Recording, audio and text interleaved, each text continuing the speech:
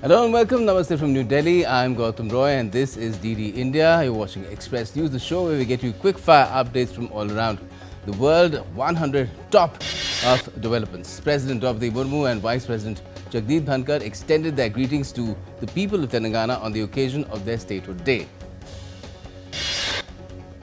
Prime Minister Narendra Modi also greeted the people of Telangana on their statehood day. In a social media post, the PM said that the state is known for making innumerable contributions to national progress. Paraguay President Santiago Peña Palacios received a ceremonial welcome and a guard of honor as he arrived in India on a 3-day visit on Monday. During the visit, President Peña met Prime Minister Narendra Modi at Hyderabad House in New Delhi.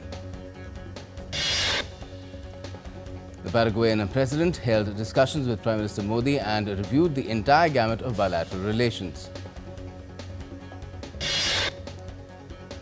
Both the leaders also had delegation-level talks at Hyderabad House. This is the first visit of President Peña to India and only the second visit by a president of Paraguay. During the bilateral meeting, Prime Minister Modi highlighted the significance of the visit as a strong reflection of Paraguay's commitment to strengthening mutual ties. Later, in a media briefing, the Ministry of External Affairs Secretary East P. Kumaran said that the two leaders held a comprehensive discussion on the entire spectrum of bilateral relations, including trade and investment, health and pharmaceuticals, defense and security, infrastructure, mining, among others. He also said that President Santiago Peña Palacios has invited Prime Minister Modi to visit Paraguay. Earlier, the Paraguayan president also visited Rajghat and paid floral tributes to Mahatma Gandhi, the father of the nation. The all-party delegation led by Member of Parliament Baijendra Jay Panda met Mohammed Khaoune, chairperson of the Committee on Foreign Affairs, Cooperation and National Community Abroad in the Algerian Parliament on Sunday. Another all-party parliamentary delegation led by Member of Indian Parliament Ravi Shankar Prasad met with UK's Shadow Foreign Secretary Preeti Patel. The delegation also interacted with representatives of the Indian diaspora at India House in London on Sunday and reaffirmed India's united stance and unwavering commitment to combating terrorism. The high-level delegation led by Member of Indian Parliament Sanjay Kumar Jha interacted with a 15-member National Defence College delegation from New Delhi visiting a foreign country study tour to Malaysia. And the multi-party parliamentary delegation led by Member of Indian Parliament Supriya Sule concluded its visit to Ethiopia on Sunday. Another multi-party Indian delegation, remember there were 7 of them, led by Dr. Shrikant Shinde, interacted with members of the Indian community in Liberia. The delegation appreciated the diaspora's role in strengthening India's friendship with the country. Over 3,960 active cases of COVID-19 have been reported across the country. According to the Ministry of Health and Family Welfare, the highest number of 1,435 cases have been recorded in Kerala, followed by 506 cases in Maharashtra and 483 cases in Delhi. The Indian Institute of Technology Kanpur has announced the JEE Advanced Results 2025 today. Rajat Gupta from IIT Delhi Zone has emerged as the All India topper, securing AIR 1 with a total score of 332 out of 360. The Government of India has approved a forward-looking scheme to promote the domestic manufacturing of passenger cars with a strong emphasis on electric vehicles. Indian equity indices ended on a negative note in volatile session on Monday. At close, the Sensex tanked 77.26 points to settle at 81,373.75. The Nifty also dropped 34 points to settle at 24,717. Gold futures maturing on the 5th of June were priced at 96,136 Indian rupees per 10 grams on the multi-commodity exchange. And silver futures for the 4th of July maturity stood at 97,968 Indian rupees per kg on the MCX. The Indian rupee rose 17 paise to settle at 85.38 against the US dollar on Monday.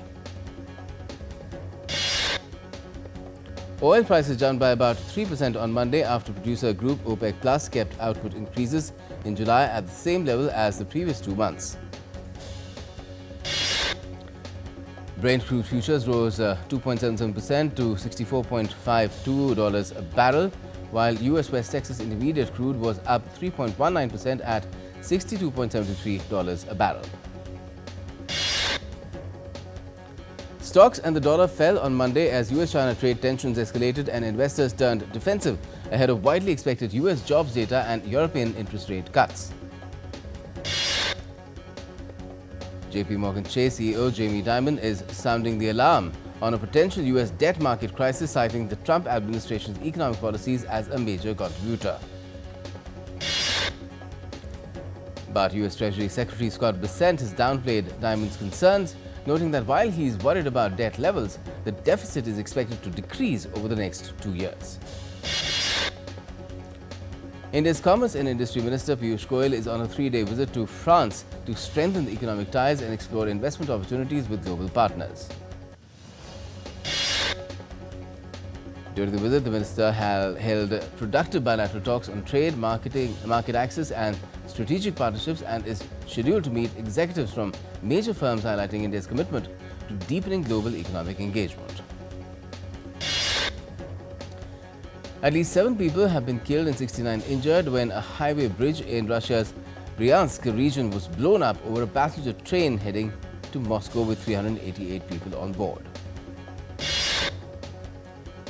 Ukraine attacked Russian nuclear-capable long-range bombers at a military base deep in Siberia on Sunday. Ukraine's domestic intelligence service, the SBU, acknowledged it carried out the attack, codenamed Operation Spider's Web. According to Ukraine, a total of 41 Russian warplanes were hit. In retaliation, Russia launched 472 drones at Ukraine overnight and also launched 7 missiles. And despite the intensified fighting, Russia and Ukrainian officials are due to hold their second round of direct peace talks on Monday in the Turkish city of Istanbul.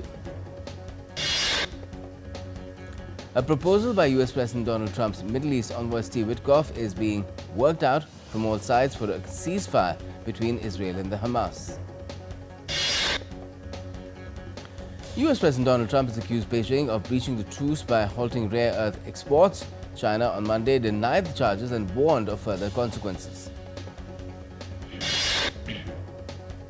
The Baloch Liberation Armies claim to have taken complete control of Surab city in the Balochistan province of Pakistan, including the police stations, major banks and other key government offices in the city. In a move to increase defense capabilities, Britain has announced to increase the size of its nuclear-powered attack submarine fleet on Monday. Mexicans voted in Mexico City in the first ever judicial elections. The election was nationwide. The vote will choose 2,600 judges, including Supreme Court justices. The reform was led by López Obrador and Sheinbaum, who is the current president. Now, this current president, that is Claudia Sheinbaum, voted in the first ever judicial elections, part of a reform aimed at fighting corruption and letting people choose judges themselves. South Koreans will vote Tuesday to elect their new leader after months of political turmoil, with candidates targeting young voters and polls showing Lee Jae-myung in the lead.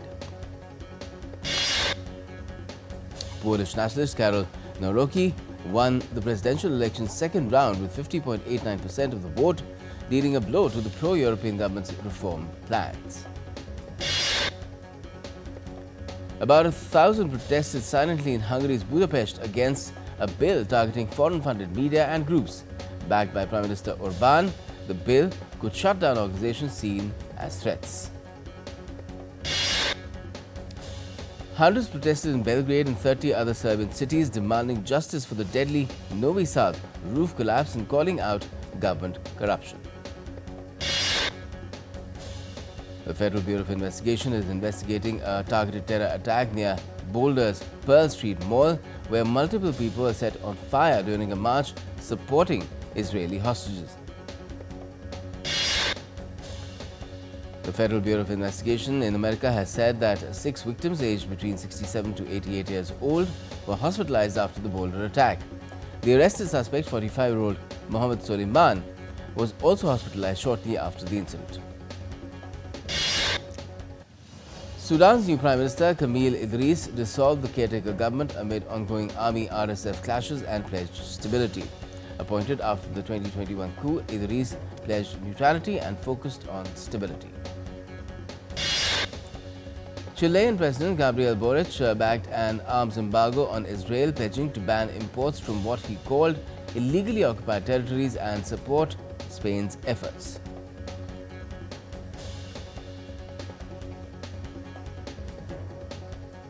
Time now for a quick break, and after that we'll be back with more right here on Express News. So stay with us.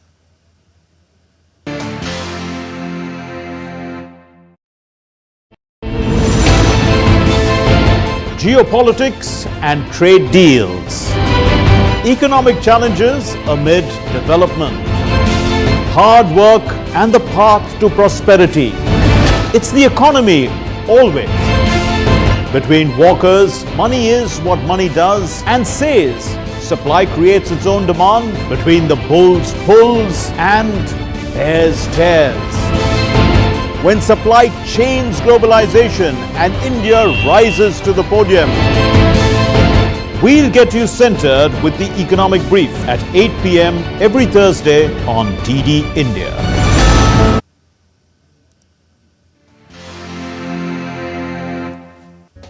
Welcome back. You're watching Express News on DD India. Let's get the show on the road again, where the southwest monsoon's onset in northeast India triggered flash floods and landslides across 5 states, killing multiple people and displacing thousands. Continuous rains in Assam, Mizoram, Arunachal Pradesh, Manipur and Tripura have collapsed buildings, washed away roads and disrupted rescue efforts amid red alerts from the Indian Met Department. And the Indian Meteorological Department has forecast continued thunderstorms and rainfall across Delhi and the National Capital Region until Tuesday, signalling ongoing weather disturbances. Delhi experienced partly cloudy skies and a mild minimum temperature of 27.2 degrees Celsius on Monday, continuing an unusual pattern of mild May weather with no intense heat wave so far this year. Deadly flash flooding in the Nigerian town of Mokwa has killed at least 150 people and destroyed over 250 buildings following torrential rains Wednesday night into Thursday. Residents described how long-standing buildings were swept away by this year's unusually heavy rains and floods, resulting in significant loss of life and property. A glacier collapse in Switzerland's Wallis region caused massive debris to block the Lonza River, creating an artificial lake that submerged the village of Blatten. Authorities report that the artificial lake formed by the debris has started to drain, alleviating some of the flooding concerns in Blatten. Flash floods in China's Yunnan province have damaged homes, destroyed buildings and affected nearly 4,800 people, with severe flooding reported in Deqin County. In Deqin and Nizhuang prefectures, residents were rescued or relocated as overflowing rivers flooded homes and corpse. Repair work is ongoing and more rain is forecast. Dutch pianist Nicolas Muysen has won the Queen Elizabeth's competition. The 23-year-old was applauded by the crowd, Dutch Princess Eleanor and Belgian Queen Mathilde. Muysen impressed the jury with Prokofiev's second concerto. Japanese pianist Wataru Hisasu came second, while Belgian Valare Bernon was placed third. Muslim pilgrims performed tawaf at Makkah's Grand Mosque. Saudi Arabia is preparing to receive over 1 million Hajj pilgrims this year. North Korea marked International Children's Day with the celebrations in Pyongyang. Children took part in the games, cheers and dances across the capital. At Taesongsan Pleasure Park, kids played tug of war and danced with families and teachers. The 1st of June is observed globally as International Children's Day. An international seminar on health education was held at Webster University in Tashkent. It focused on developing nursing programs based on US academic standards. Experts discussed global trends, new technologies and career opportunities in nursing. The event marked a key step in advancing nursing education in Uzbekistan. Near the Fukushima disaster site in Japan, a 25-year-old tends kiwi saplings under the spring sun. He is part of efforts to revive farming in the region. On Australia's south coast, one of the country's first community-owned wind farms is planning to expand. The Denmark wind farm has powered the town for 10 years. But federal funding has fallen short, leaving local battery projects unsupported. Analysts say energy aid isn't reaching rural areas that it needs most. The distinguished gentleman's riot took place in Chile's Santiago, where thousands of bikers joined to support prostate cancer and men's mental health. Tomatoes flew through the air as the Gran Tomatina Colombia returned in Sutamarhan. Revelers hurled overripe tomatoes in a joyful food fight at each other and even elsewhere. Now, the festival honors Sutamarhan's tomato-based economy, said the mayor. Around 20,000 visitors joined, with 45 tons of tomatoes used over 3 days. In northern Colombia, the town of Bucaramanga turned a main street into a giant slide. Locals and visitors joined the fun on Sunday, which is now an annual tradition. Once known for conflict, the town promotes joy and tourism now. The event began as a promise by the mayor and gained fame through social media. Tamil film director Vikram Sugumaran died of a cardiac arrest on Sunday while returning from Madurai to Chennai. Amir Khan has said that his long-awaited project Mahabharat might be his final film. Speaking on a podcast, he revealed he plans to fully focus on it after Sitare Zameen Par is released. Production house Dharma Productions responded to allegations against homebound cinematographer Pratik Shah, stating he was a freelancer and no formal complaints were ever received by their internal committee. The trailer for the third and final season of the Korean series Squid Game was released on Sunday. The highly anticipated season is set to premiere on the 27th of June. American pop star Taylor Swift announced that she now owns the master recordings of her first 6 albums after buying them from Shamrock Capital. Legends opened below expectations in North America with a $21 million debut despite featuring Ralph Macchio and Jackie Chan. Global earnings reached $47 million from 40% of the international market. And despite the soft opening, Sony remains confident in Karate Kid Legends, citing an A cinema score and strong audience exits. The film's modest $45 million production, that is the budget, also supports and hopes for success. Guillermo del Toro unveiled the first trailer of his adaptation of Frankenstein's during Netflix's Tudum event, offering a fresh take on Mary Shelley's classic monster. The film stars Oscar Isaac as Victor Frankenstein and Jacob Elordi as the monster, alongside a cast that includes Mia Goth, Christoph Waltz and Charles Dance.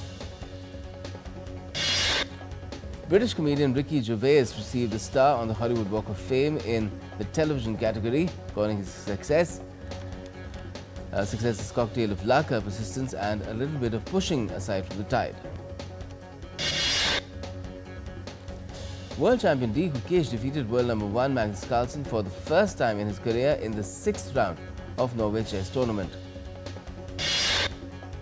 Punjab Kings defeated Mumbai Indians by 5 wickets in the second qualifier to book a spot in the Indian Premier League finals. Captain Shreyas Iyer led from the front with an unbeaten 87 runs as Punjab Kings chased down 204-run target in Ahmedabad. Punjab Kings will take on Royal Challengers Bengaluru in the Indian Premier League final in Ahmedabad on Tuesday. Australian all-rounder Glenn Maxwell has announced his retirement from one-day international cricket on Monday to focus on next year's T20 World Cup in India and Sri Lanka. Maxwell played 149 one-day matches for Australia, scoring 3,990 runs. He also claimed 7 wickets.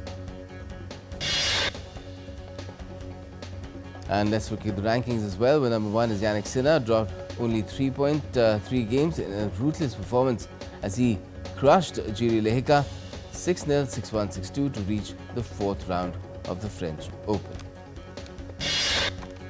Defending champion Carlos Alcaraz overcame American Ben Shelton 7-6, 6-3, 4-6, 6-4 for his 100th tour level win to reach the French Open quarterfinals for a 4th successive year. World number 2, Coco Gauff came through a shaky second set against Czech's Marie Buzkova to earn a 6-1, 7-6 victory at the French Open. India's Rohan Bopanna and his partner Adam Pavlasek of Czechia bowed out of the French Open after a 6-2, 7-6 round loss in the 3rd round. India's number 1 doubles player Yuki Bhamri and Robert Galloway suffered a 6-4, 6-4 loss to Christian Harrison and Evan King of the United States at the French Open 3rd round. The French President, President Macron, held a reception at Paris Saint-Germain at the Élysée Palace after they won the Champions League for the first time. India concluded its campaign at the Ulaanbaatar Open Wrestling Ranking Series in the Mongolia with 21 medals, including 6 gold, 7 silver and 8 bronze. Indian athletes returned with impressive 8 medals from the Thailand Open International Boxing Tournament in Bangkok. And Formula 1 Championship leader Oscar Piastri won the Spanish Grand Prix to forge 10 points clear of teammate Lando Norris in the title battle. And that's it for now as far as Express News is concerned, but all the latest continues right here on DD India. Stay with us.